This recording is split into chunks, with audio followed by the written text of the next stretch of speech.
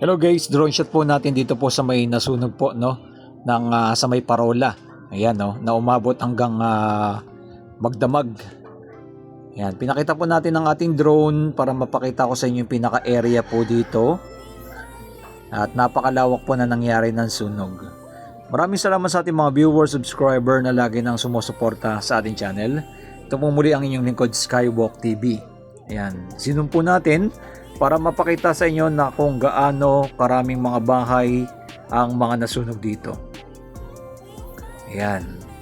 Kaya po hindi na basta-basta na napatay yung apoy dahil yung mga iskinita po dito hindi po makapasok yung ating mga bombero.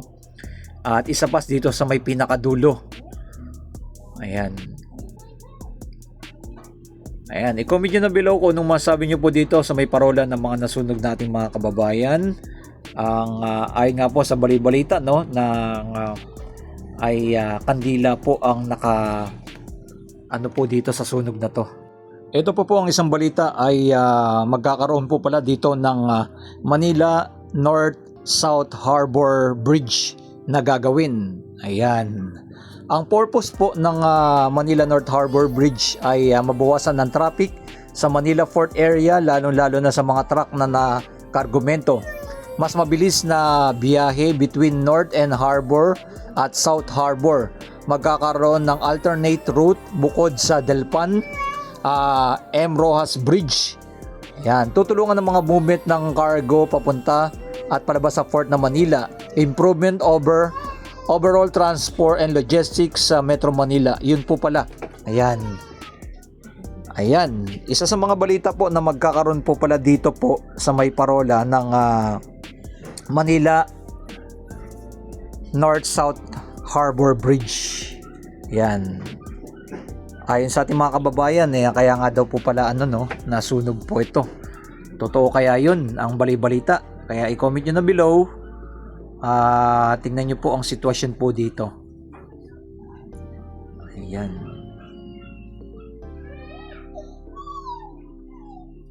Yan ang ating mga latest update natin. Kung magkakaroon po ng Manila North-South Harbor Bridge dito, kagaya po doon sa ipapakita natin. Yan. Isa sa magagandang way po talaga pag nagkaroon ng Manila North-South Harbor dito, bridge, ay para mabawasan napakalalaki kasi ng mga truck. At ang mangyayari dyan, magkakaroon ng tag-2 lane ay umaabot ng length palat nito ay mga kababayan ay 2 kilometers mula dito sa Baseco to Parola. Yan ang mangyayari. Ayan, like and comment and share nyo na at tingnan nyo po, i-search po ninyo. May possible nga po talaga ng project po pala dito. Noong 2023 pa po ang plano. At abangan po natin kung ito po yung matutuloy na para mabawasan talaga yung traffic dito po sa may Road 10. Ipakita ko na rin po sa inyo yung kabilang side, yung ginagawa naman ng bridge. Ito po yung sa Road 10 bridge kung matutuloy po yung project na ito at magagawa na po nila, ay mababawasan mo ng traffic po dito sa may road. And ito po yung Delpan Bridge. Ayan, pakita po natin yung kabilang bridge din po na ginawa ng mga Chinese contractor.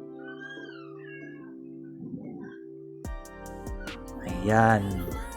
Ito po kasi hapon, umaga, grabe po talaga traffic dito sa area nito sa Road 10. At hindi maiwasan din dito yung mga napakarami ng mga mandurukot Lagi pong viral itong area po na to Dahil dito sa Bay Bridge na ako mismo nakasaksi na yung nasa sakyan ay hinablutan ng cellphone.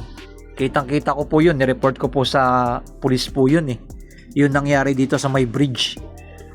Ganun ang kanilang ginagawa nila dito pag traffic talaga, nakaabang yung mga tao dyan sa may bridge. At pag umandar na po, bigla nilang hahablutan ng cellphone, sabay tatakbo sila. Yun ay isa sa mga nagiging problema dito. ng mga mandurukot dito sa may Road 10. Yan. Tayo na po mismo nakasaksi dito at nireport po natin sa pulis po dito na nagbabantay.